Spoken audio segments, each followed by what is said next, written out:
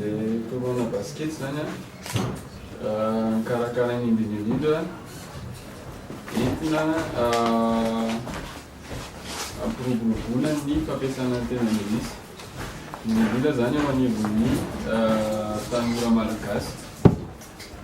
Entina ihany koa izy io ampivoriana sy anitanana izay efa olona rehetra milona ao anatin'ny toerana tenan'Inglisy.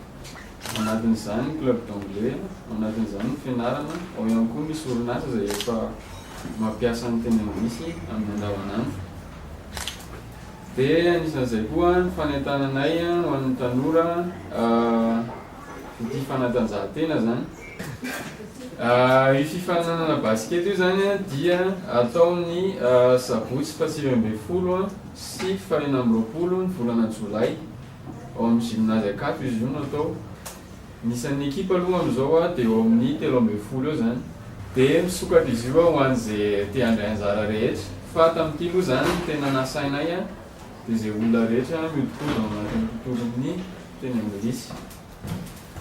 Ny asabotsy faha 20 ny volana Jolay dia manomboka amin'ny 9 ny fifananana ka hatramin'ny 5:00 ny fanokafana ara-pomba ofisialy dia any amin'ny 6 sasany any izay misy olana fitenenana aloha zany ao. Dia avy amin'ity fifanitsanana voalohany ity zany dia misy ekipa anankefatra ho tafakatra amin'ireo izay lalaon'ny dingana famaranana ny sabotsy manaraka zany, ny sabotsy faha 20 ny volana Jolay. Ho lalaovana amin'io koa ny fiadinan'ny laharana fahatelo. Ao ny fifananana tir à 3 points, ao koa ny